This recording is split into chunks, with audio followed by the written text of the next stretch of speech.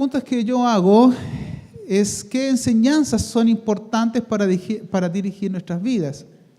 Esta es una pregunta que no es simple de responder porque la verdad es que hay tanta información, tanto conocimiento, tanto debate sobre distintos elementos de la vida cristiana y de la vida en general, que usted y yo podemos sentirnos incluso motivados, impulsados a hacer un estudio profundo sobre la realidad de los ovnis en el libro de Ezequiel. Y si quiere puede encontrar material de eso. O la relevancia de las predicciones de Salfate para el Apocalipsis. Podemos inventar una serie de cosas, algunas pudieran tener más relevancia que otras, pero la pregunta es, ¿qué es aquello que es más importante? Incluso, dicho también de otra forma, una pregunta que me hago es, ¿qué enseñanzas nosotros no solo debiéramos comprender, sino que también compartir y promover en otros? A mí me parece que es relevante definir esto porque de lo contrario uno puede decir y motivar a la gente, mira, anime a los demás en la fe. ¿Y qué le digo? ¿Cómo comparto? ¿Qué es lo relevante que el otro abrace? Y de manera más particular, la pregunta que ustedes tienen en sus bosquejos dice relación de hacer misión en Coronel, en nuestra comuna o en nuestra iglesia. Y esa pregunta me la hago yo a nivel pastoral y quiero que ustedes también la tengan muy arraigadas en sus reflexiones. Incluso puede ser una pregunta para dialogar en los grupos pequeños. ¿Qué enseñanzas consideramos fundamentales como discípulos de Jesús en la Iglesia Bautista de Coronel? Y cuando digo esto, estoy haciéndome cargo de que nosotros no tenemos la intención de tener toda la verdad, de tener todas las respuestas a todas las preguntas. Solo que es una forma de ayudarnos a ponernos de acuerdo para decir, a ver, ¿qué es fundamental para nosotros? Por ejemplo, algo que no es fundamental para nosotros es el templo, pero sí la actitud de adorar en comunión al Padre. Hubo tiempo en la historia de esta iglesia que no tuvimos templo, o que tuvimos templo sin techo. Eso no era lo fundamental. En otro momento arrendábamos un templo. ¿Qué era lo importante para nosotros? La iglesia, no el templo. Algo que no es fundamental, por ejemplo, es el tipo de música. Se elabora música y se promueve y se estimula música que ayude a la gente a identificarse, pero si algún día ustedes y yo, y nos va a pasar, nos vamos a envejecer, a lo mejor van a venir personas mucho más jóvenes, mucho más contemporáneas y van a querer otro tipo de música y la verdad es que para nosotros más que la música, hablamos de la lírica, hablamos de la letra, del contenido de lo que entonamos. Porque eso representa nuestras creencias. Antiguamente entonábamos casi puros himnos, ahora no cantamos casi ninguno, pero eso no es lo central en nosotros. ¿Qué es lo fundamental? Tampoco es lo central en nosotros ni fundamental el cómo usted se viste. Si viene o no viene con corbatas o si viene o no viene de cierta forma particular. Tampoco es central en nosotros cuántas veces en la semana tenemos que reunirnos. Hay otras cosas que son más fundamentales. Y yo quiero proponer dos que ustedes tienen en sus apuntes, fundamentado en esta idea. Algunos piensan que nosotros no debiéramos leer, y lo dicen así, leer algunas historias de Jesús en los evangelios, que lo importante es el Cristo cósmico. Yo no puedo estar más en desacuerdo con aquello, porque la vida de Jesús nos enseña. Y aquí quiero demostrarles esto con la Escritura y proponer un camino también.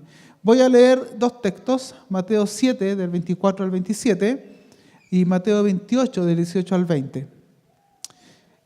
Aquí está enrojecido a mis espaldas, adrede, usted lo puede marcar en sus apuntes. Leo Mateo 7. Por tanto, todo el que me oye estas palabras, entonces uno de inmediato debiera anotar ahí, si es un buen lector, un buen observador, estas palabras. ¿Cuáles palabras? Estas, ¿cuáles? ¿Las que vienen, las que fueron? Una pregunta sencilla de comprensión lectora.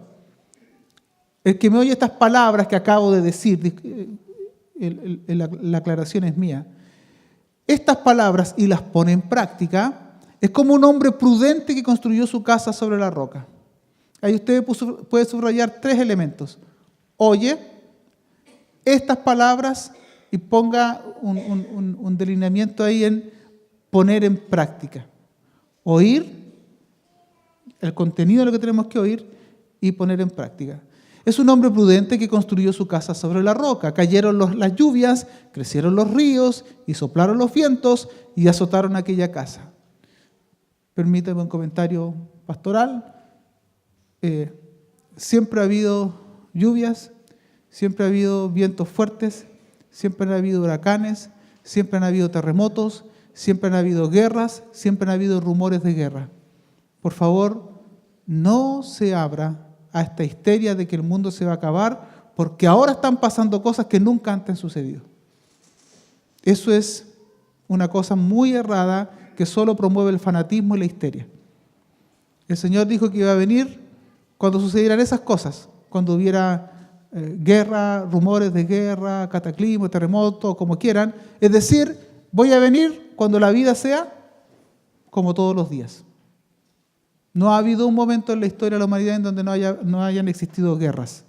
Por lo tanto, el Señor viene cuando solo Él sabe que vendrá. ¿Y qué tenemos que hacer nosotros? Vivir cada día confiados de que venga desde el cielo en algún momento glorioso, apocalíptico, de una parucía, de una aparición final. Lo más fundamental no es que Él venga. Lo importante es que Él vive entre nosotros. Y eso da paz. Cayeron las lluvias, crecieron los ríos y soplaron los vientos y azotaron aquella casa. Con todo, la casa no se derrumbó porque estaba cimentada sobre la roca.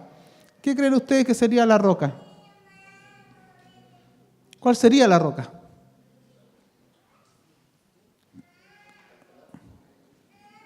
Las palabras, las enseñanzas de Jesús. ¿Sí? Porque para tratar de entender, ¿no? La figura. ¿Cuál es la roca? Las palabras de Jesús puestas en práctica. No son solo las palabras de Jesús como una poesía, sino que las palabras de Jesús puestas en práctica. Pero todo el que me oye estas palabras, hace la figura contraria, y no las pone en práctica, es como un hombre insensato que construyó su casa sobre la arena. Cayeron las lluvias, crecieron los ríos, soplaron los vientos y azotaron aquella casa. Esta se derrumbó y grande fue su ruina. ¿Se da cuenta que a las dos personas, al sabio que construyó sobre la roca y al necio que construyó sobre la arena, a ambos le pasaron las mismas cosas? ¿Se dan cuenta de eso, no? Entonces, ser cristiano no significa que a ti no te azotan los vientos, que la lluvia no cae sobre tu vida, que no pasas momentos de crisis. El dolor es democrático, nos alcanza a todos, sin excepción alguna. Nuestra fe no nos libra de aquello, solo dice que nuestros fundamentos nos sostienen en las crisis. Cuidado con hacer del Evangelio un elemento pseudo-mágico que nos va a liberar, porque incluso caemos en actitudes un tanto de superstición y decir, no, es que como yo soy hijo de Dios, a todos los demás se les va a caer la casa en el terremoto y a mí no porque yo soy hijo de Dios. Wow, eso no tiene ningún asidero bíblico. A los creyentes, a los sabios, a los no sabios, como quieran, a todos nos pasan las mismas cosas. Solo que las crisis evidencian sobre qué fundamentos nosotros hemos construido. Y ahora leo Mateo 28. Verso 18 en adelante. Ustedes tuvieron un amplio sermón la semana pasada y todos se fueron llenos de dudas de aquí. Yo tengo como buen pastor que corremos el riesgo de invitar a ciertas personas, tengo que venir y arreglar todo lo que se dijo en la semana. No, es una broma.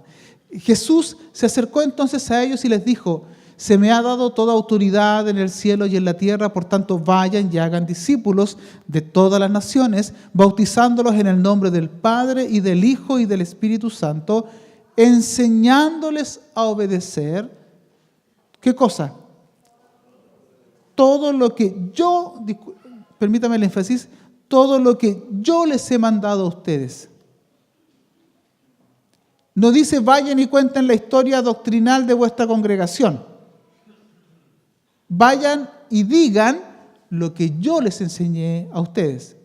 Y les aseguro que estaré con ustedes siempre hasta el fin del mundo. Entonces la pregunta sencilla es, cuando hablamos de las palabras, el que oye y practica estas mis palabras, la pregunta es, ¿cuáles palabras? Evidentemente, en Mateo 7, que son dos textos que estamos revisando, en Mateo 7, la idea de estas palabras se refiere a lo que Mateo acaba de escribir desde el capítulo 5 al capítulo 7, verso 23, y que se conoce como el Sermón de la Montaña o el Sermón del Monte. ¿Cuántos de ustedes han escuchado hablar alguna vez del Sermón del Monte? ¿Sí? ¿Cuántos de ustedes los han leído realmente? ¿Cuántos de ustedes podrían decirme, estas son las temáticas básicas que aborda en el Sermón de la Montaña? La pregunta evidente es, ¿cuántos de ustedes sienten que practican el Sermón del Monte? Porque algunos, el Sermón del Monte presenta elementos como, por ejemplo, asociados a que tú sí seas así, ¿cierto? Cuando demos limosna no seamos hipócritas y hagamos ostentación de lo que hacemos. Y otro elemento que suena un poco más exigente, que diría cualquiera que le llame necio a su hermano, que lo desprecie, que lo mire menos, que lo subestime, ese es una persona que debe ser condenada, porque al ser humano se le respeta. Entonces algunos, como ven el Sermón del Monte tan bonito, pero tan exigente aparentemente, lo que hacen es decir, no, el Sermón del Monte no es una propuesta para vivirse en esta vida, es un ideal. Pero no es que la iglesia tenga... ¿Cómo la iglesia va a poner la otra mejilla? ¿Cómo la iglesia va a caminar la segunda milla? Es un intento de explicar que, por favor, líbranos, Señor, de tener que vivir el Sermón de la Montaña. Ahora, esa explicación se cae frente a esta metáfora o figura que Jesús pone al final cuando dice... El que me oye estas mis palabras y las hace, por lo tanto, en la mente de Jesús, según el texto, Él esperaría que nosotros viviéramos sus enseñanzas. No que dijéramos, no, si son para la otra vida. No. Porque la lluvia, los vientos, ¿dónde vienen? En esta tierra, ¿no? Aquí están los conflictos. Por lo tanto, estas enseñanzas son para aquí y para ahora. Y para ponerlas en prácticas, y para intentar vivir esta realidad y desde esta realidad transformar nuestro entorno. Recuerde que comunidades como estas, en el propio Sermón de la Montaña, son las que son la luz del mundo. Son comunidades alternativas. Estas son las comunidades que le dan sabor a la vida, son la sal de la tierra, las que preservan de alguna manera a la sociedad. Estas palabras se refiere al Sermón de la Montaña, que va a ser nuestro motivo de estudio las próximas semanas. Y en Mateo 28, cuando dice, enseñándoles a obedecer todo lo que les he mandado a ustedes, sugiere que nosotros compartamos las enseñanzas de Jesús de las que disponemos. No vayan a hacer una apología de la relevancia de la conversión de Constantino. No son aquellas cosas las que somos invitados a compartir. En un trabajo, una conferencia misionera que me invitaron a exponer, yo decía que uno de los problemas por los que nosotros no hacemos una misión muy efectiva es un problema curricular. Es decir, hacemos todos los esfuerzos, oramos, juntamos plata, mandamos a los misioneros y muchos misioneros no enseñan lo que Jesús enseñó. Incluso hacen un ejercicio que es muy piadoso, pero puede ser errado. Mucha de su tarea es defender el honor de Jesús, en lugar de enseñar lo que Jesús pidió que enseñáramos. Jesús nos dijo, vayan por el mundo y díganle a todos ellos que me reconozcan como Señor. ¿O lo dice? Eso no significa que nosotros no creamos que Él es el Señor. Lo reconocemos, incluso nos bautizamos, que es una forma de decir, hemos muerto, una manera de entender la vida y resucitamos para la vida en Cristo. Él es nuestro enfoque, Él es nuestra cosmovisión, Él es nuestra inspiración. Pero Jesús no dijo, vayan a decirle al mundo que me reconozcan a mí como Señor y Salvador y entonces podrán ser inscritos en el libro de la vida. ¿Qué dijo Jesús? Enseñen lo que yo les enseñé. Es bastante más sencillo, ¿no? Permítanme hacer unas observaciones básicas que ustedes pueden ir anotando ahí, y cualquier pregunta pueden escribir a mi correo jucabasi@gmail.com si tienen alguna duda de lo que voy a decir. Algunas observaciones. Primero, lo que usted y yo debemos aprender y enseñar, aunque suene obvio, son las enseñanzas de Jesús. No solo qué se dice de Jesús, sino lo que Jesús dice. ¿Notan la diferencia? Somos invitados a aprender y enseñar las enseñanzas de Jesús. No solo lo que se dice de Jesús. Tú has reconocido que Jesucristo es el Señor y Salvador de toda la historia y que incluso lo adornamos, ese es el Kyrios superior al César. ¿Tú reconoces eso? Ese es un título que nosotros reconocemos, adoramos, incluso recién hemos llamado a nuestro Señor Santo y reconocemos toda la belleza, toda la superioridad que Él es para nosotros. Abrazamos el testimonio de la iglesia de los primeros siglos que reconocieron a Jesús como el Señor y lo proclamamos de esa manera, lo anunciamos, pero ante todo lo vivimos, pero por sobre todo vivimos, y esa es nuestra meta, y enseñamos lo que Él nos enseñó. Esto es bien importante, porque a veces perdemos el foco, el objetivo claro de aquello que tenemos que anunciar. Incluso lo colocamos en categorías bastante de fórmulas tipo abracadabra. Recuerdo que en ciertos cursos de evangelización se hacía este siguiente ejercicio. Cuando usted esté evangelizando a alguien, debe hacerle esta pregunta. Debe decirle: Juanito, si usted, el día que usted se muera y cuando llega al cielo, y lo decían de una manera muy particular porque había una teología muy curiosa, y decía, y lo reciba San Pedro. San Pedro. Entre la Biblia y Condorito un poco era la idea, ¿no? San Pedro. Y San Pedro le haga esta pregunta: hijo mío, si San Pedro ya era papá, hijo mío, ¿por qué yo debiera dejarte ingresar al cielo? Y ante esa pregunta había una sola respuesta. Si el evangelizado te decía, lo que pasa es que yo desde niño mi mamá me llevaba a la iglesia, no, para abajo te fuiste.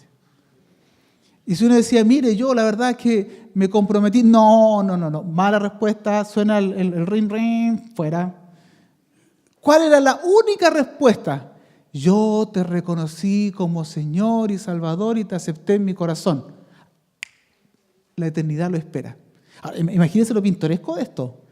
Toda nuestra eternidad depende de que ese día no nos pongamos nerviosos tipo PSU celestial, ¿cierto? Y dije, me equivoqué. Me voy para el infierno. Es curioso eso, ¿eh? Es una teología muy particular que no resiste juicio bíblico, que puede llegar a ser pintoresca, que en algunos casos puede ayudar a alguien a concretar la idea de que alguien se comprometa con Jesús. Pero amigos, no se trata solo de hablar de quién es Jesús, hay que hablarlo, pero fundamentalmente hay que vivir y enseñar lo que Jesús vivió y enseñó. Vea, Dios nos juzgará no por lo que decimos de Jesús, sino por cómo hemos vivido sus enseñanzas. Solo cito la primera parte del texto. Algunos me dirán, Señor, Señor. Y Él dirá, no. No se trata de títulos adornados aquí. La fe se ve en otros elementos. Ya decía el gran Spurgeon, no todo lo que brilla es oro, ni fe es lo que se dice con bravura. Es fácil hacer declaraciones rimbombantes sobre Jesús que en la práctica no significan nada. Son tan ociosos como los likes en Facebook. No cambian nada. Pero nosotros creemos, y vean, la mayoría de los debates que ustedes escuchan hoy día en la sociedad es defender el prestigio de Jesús. No, él es tal cosa, no lo digas así. Incluso andan por ahí, cada tragedia que surge, de inmediato vienen a salvar el honor a Dios. El otro día subieron a alguien una noticia falsa sobre un predicador que estaba, se supone, anunciando el Evangelio, y algunos se rieron de él y por eso que hubo la matanza en Estados Unidos. Ridículo, hermanos. Ridículos. Imaginar que la iglesia lo que tiene que hacer es defender el honor de Dios. Si así fuese, Dios hubiese defendido el honor de Jesús y no hubiera permitido que muriera en la cruz. Nuestro destino es vivir sus enseñanzas. Amigos, muchas discusiones, muchas divisiones se generan por aquello que pensamos de Jesús, aquello que pensamos de la Biblia, aquello que pensamos de la segunda venida, en lugar de invertir nuestras energías en poner por obra sus enseñanzas. Repito, muchas discusiones se dan por temas que no tienen tanta importancia y que en algunos casos son discusiones teóricas. Por ejemplo, ¿ustedes creen que la Biblia es la palabra de Dios o contiene la palabra de Dios? Una cosa que está en el lenguaje ahí un poco técnico. No, yo creo que es. No, yo creo que la contiene. ¡Hereje! No crees realmente en la palabra de Dios y el juicio de Dios viene sobre ti. En un lugar en Europa, una congregación saludable se dividió por la siguiente pregunta. ¿¿Jesús podía pecar? Y un sector de la iglesia decía que Jesús no podía pecar, porque era Dios santo, puro y jamás podría haber pecado. Entonces los demás decían, si no podía, entonces no es todopoderoso. Y ahí había una discusión. Los que decían que podía pecar era porque por algo fue tentado, solo que lo optó. Pero en esa opción cuando él fue tentado, ¿podía o no podía pecar? Se dividen, hermanos. ¡Qué estupidez! Disculpe la expresión. ¿Cómo llegar a dividirnos por aquello? Jesús, yo imagino, trato de jugar con mi imaginación a veces, ¿qué habrá pensado el Señor? No es lo que decimos de Jesús, es lo que vivimos de sus enseñanzas. ¿Por qué? Porque lo que vivimos realmente dice lo que creemos. Lo demás es pura bravura. Cuando Mateo dice, enséñales a obedecer, indica un aprendizaje desde la vivencia. Significa que no es una cosa conceptual nomás de ustedes, así como estamos ahora, yo digo y ustedes repiten conmigo. 3 por 2, 6. 9 por 8.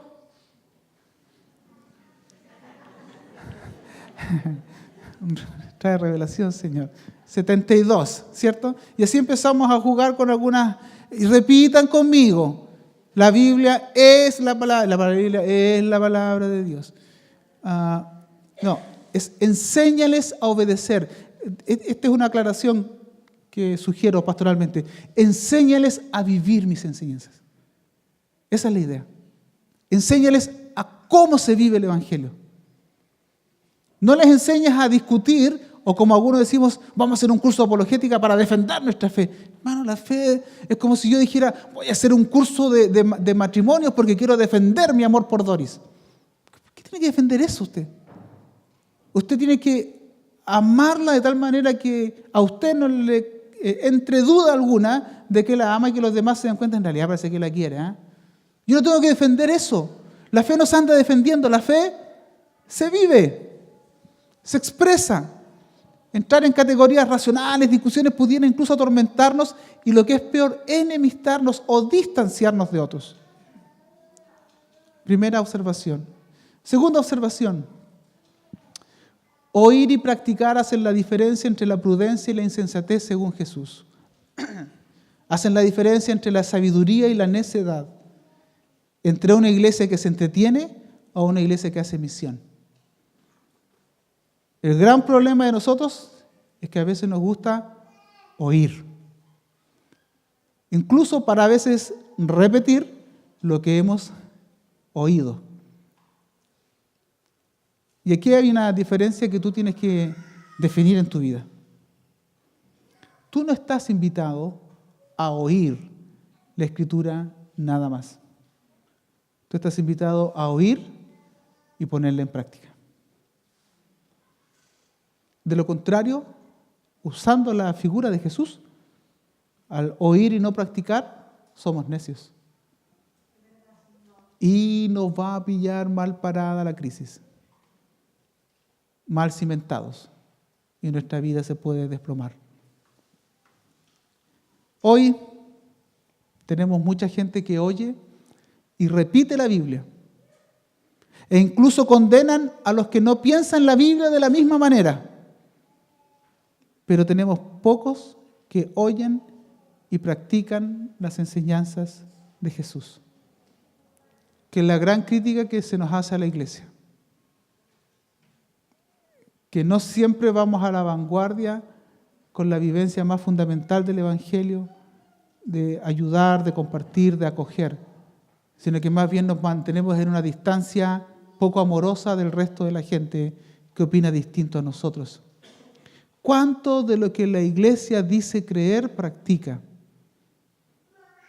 Esa es una pregunta que cada cierto tiempo tenemos que hacernos, no solo como vida de iglesia, sino también en lo personal. Amigos, el hecho que repitamos algo no implica que realmente lo creamos. Nuestras creencias no se reflejan tanto en lo que decimos como en lo que vivimos. Ya saben el antiguo dicho, ¿no? Tus hechos hablan tan fuerte que no me dejan escuchar tus palabras. Tu vida dice tanto que cualquier cosa que me quieras decir verbalmente no me entra, porque tú ya me comunicaste muchos mensajes.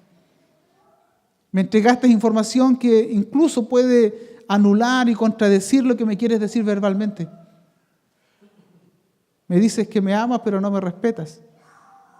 Me dices que si no creo tu fe, no tengo el mismo valor tuyo. Incluso me dices que si yo no llego a creer como tú crees, es porque sencillamente Dios no me amó de la manera en que pudiera pensar el Evangelio y me discriminas. Incluso me dices que no estoy predestinado. Utilizas palabras que yo no entiendo. Pero me dices que me amas. Cuidado, hermanos, con solo repetir. ¿Han conversado alguna vez con un hermano cristiano, evangélico, denominado igual que nosotros, canutos, que solo tira textos y textos bíblicos? Son insoportables, ¿no? Hermanos, que el Señor te bendiga, porque como dice la palabra en el libro tanto, versículo tanto, capítulo tanto, ¿cierto? Ayúdate que yo te ayudaré. Entonces uno dice, pero podríamos hablar de manera un poquito más natural. Amigos, aquello que realmente creemos se manifiesta particularmente en los tiempos de crisis.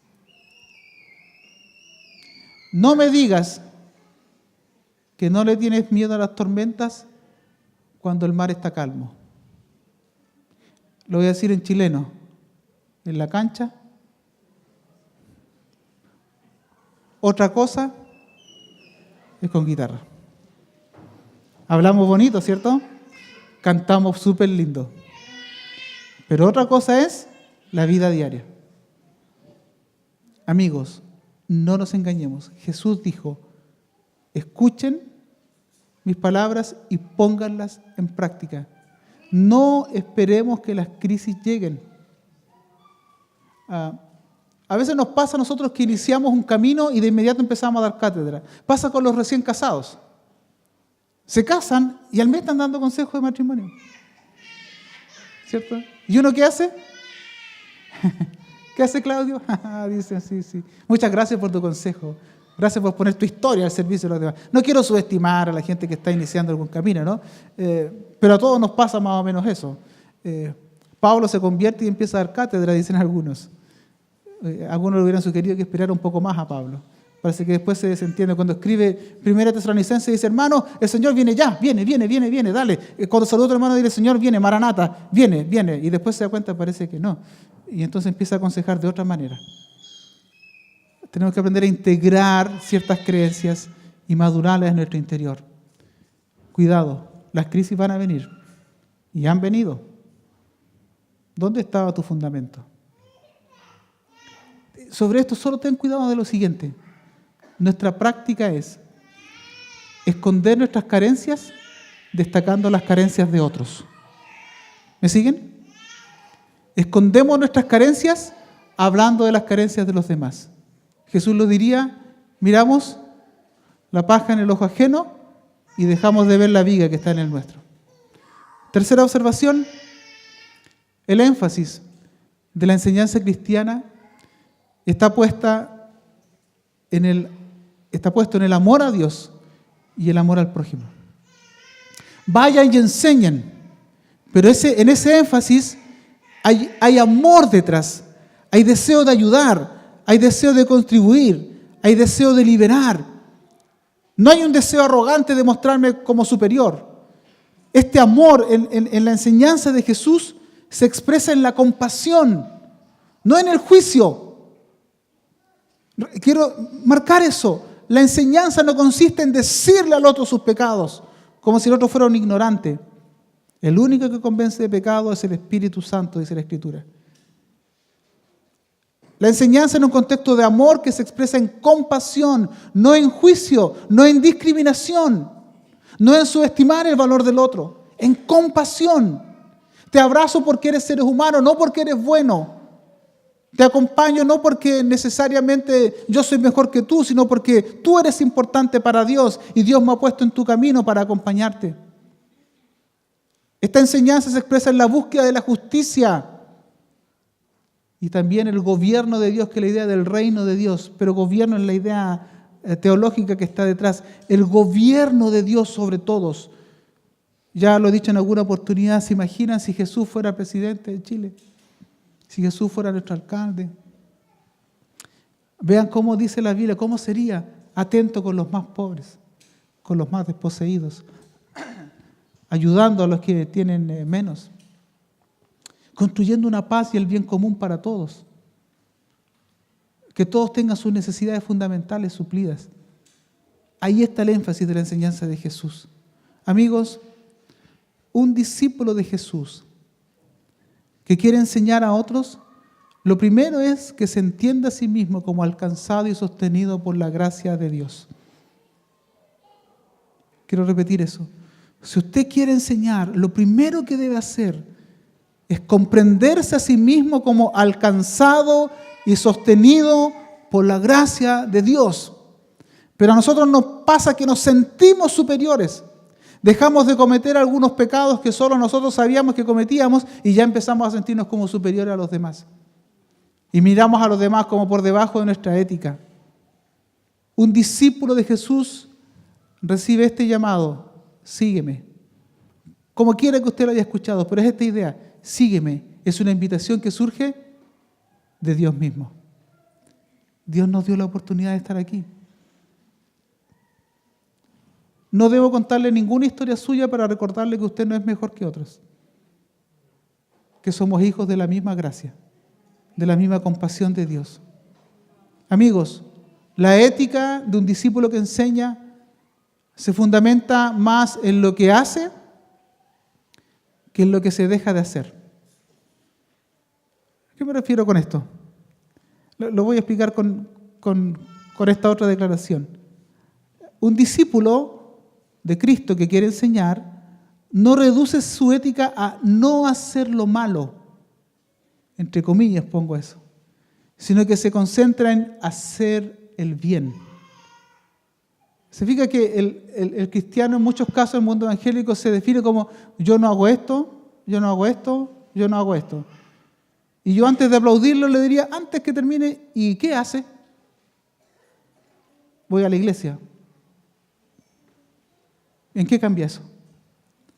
Si queremos enseñar, tenemos que partir por la idea de que somos alcanzados por la gracia de Dios, no somos mejores que otros, y no se trata de no hacer cosas, sino de hacer cosas correctas. No se trata de concentrarnos en no hacer lo malo, porque algunas cosas incluso que hemos llamado malas no lo son necesariamente, sino que el discípulo de Cristo se concentra en hacer el bien. ¿Y por qué coloco este énfasis? Porque la idea del no hacer me excluye, me distancia, me hace dar cátedra, me hace pedir que ustedes repitan la Biblia como quien repite las tablas, como dije anteriormente. Tanto por tanto, tanto. La Biblia es la palabra y empiezan a repetir, pero yo estoy distante de ustedes. En la ética del discípulo que quiere enseñar está la ética del hacer, no del no hacer. El hacer es convivir contigo, caminar contigo y enseñarte a vivir las enseñanzas de Jesús. Eso significa involucrarse, no guardar distancia. El cristiano concentra su ética en hacer el bien, intentando superar el problema de la indiferencia. Usted sabe que el sinónimo del amor, el antónimo del amor no necesariamente es el odio, es la indiferencia. ¿Recuerdan la vieja canción? Ódiame por piedad. ¿Recuerdan? Los más viejos, a ver, reconózcanla. Ódiame por piedad, yo te lo pido. Ódiame sin medida. ¿Cierto? Ni indiferencia. Odio quiero más que indiferencia. ¿Por qué? Porque el odio duele, o el rencor duele menos que el olvido. Es decir, cuando tú eres indiferente, ni siquiera me consideras que existo. Si me odias, por último te acuerdas de mí de vez en cuando. Esa es un poco la idea, ¿no? Muchos de nuestros problemas pasan por ser indiferentes. Guerra en tal lugar. Bueno, se lo buscaron. Si adoraran al Señor como nosotros, estarían bien. Indiferencia. Que ellos están así porque cuando hablamos hace algunos días, ¿qué tal si construimos un lugar o habilitamos un programa para recibir a niñas, madres, adolescentes? En algunos pudiera haber despertado esto, fuera de aquí, yo sé que aquí no, pero en algunos podría haber despertado esta idea. ¿Y qué problema? ¿Que observan ellos su problema? ¿No les gustó hacer cosas de grande? Indiferencia. Indiferencia. El discípulo de Jesús, y que yo espero en esta iglesia, no se caracterice por no hacer cosas, sino por hacer cosas correctas. Y en esto yo he animado a los líderes más de una oportunidad a equivocarse, intentando hacer cosas que llegar limpios sin hacer nada. Nosotros tenemos muchas cosas que podríamos corregir, sí, pero nos equivocamos intentando hacer cosas, no manteniéndonos como sin error alguno. Ya termino. Resumen, para dejar algunas ideas, invitarlos a algunas acciones. Primero, amigos, conozcamos en la vivencia personal y comunitaria las enseñanzas de Jesús. Para conocer las enseñanzas de Jesús, tiene que volver a los evangelios. Escúchelo, pregúntele. Siéntase desafiado porque se va a sentir desafiado. Por favor, si me equivoco en decir esto, el Señor me ayuda a corregirlo en sus corazones o que Él mismo lo corrija. Pero no defienda tanto el prestigio de Jesús. Más bien conozca las enseñanzas de Jesús e intente ponerlas en práctica. Conozca a nivel personal y comunitaria. Cuando digo comunitario, les animo 1 y 1000 veces. Conéctese con un grupo pequeño donde dialoguen la fe, donde crezcan, no solo ustedes, sino que otros. Segundo, en este resumen, extendamos estas enseñanzas a otros por medio del ejemplo más que el discurso. ¿Le ha pasado que alguna vez de pronto sabe que alguien es cristiano? ¿Tú eres cristiano? Sí. Y usted siente como una idea de eso era. Por eso era. Ahí estaba la diferencia. Bonito, ¿no? Eso es preferible a alguien que el primer día que dice soy cristiano y el resto del año lo niega. Que incluso a mitad de semestre ya le dice, ¿y tú dices que eres cristiano? Antes que las palabras y el anuncio, el discurso, el ejemplo. Conozcamos en la vivencia personal y comunitaria las enseñanzas de Jesús. Extendamos estas enseñanzas a otros por medio del ejemplo, más que el discurso. Y renunciemos, quiero pedirles esto, hermanos, renunciemos a sentirnos superiores por medio de una ética que se aleja del mundo, sino más bien una ética que se acerca con amor a la gente para iluminar sus vidas. Cuando veamos las bienaventuranzas, la conclusión de ellas, les anticipo, es ustedes, viviendo así, son la luz del mundo. Y cuando ustedes iluminan, la gente da gloria a ustedes, no, al Padre que está en los cielos. ¿Por qué permanecen las tinieblas? Porque la luz no se hace presente. Mire, ¿de quién es culpa que las tinieblas permanezcan? ¿De las tinieblas o de que la luz no ilumine? Hay que hacer más presencia. Pero no presencia aquí, nada más. En nuestros barrios. Una vez hablaba con un amigo futbolista, no diré quién es, pero se llama Leonardo. Y Leonardo es uno de los jugadores más brillantes que tenemos y que ahora salió campeón nacional el año pasado, saca los premios, qué sé yo. Es una delicia jugar al lado de él porque él corre y nosotros hacemos los goles. Pero algo, y disculpe que diga esto, pero algo pasa con él que como es uno de los mejores, ¿qué hacen con los más buenos? Les pegan, ¿no? Yo sé de eso. Sí, lo he visto en la cancha. A mí yo llego intacto a mi casa. Entonces un día hablaba con él y me decía, pastor, a veces yo tengo que prepararme porque sé que algunos, particularmente en algunos partidos, me van a pegar. Y algunos están esperando que yo reaccione.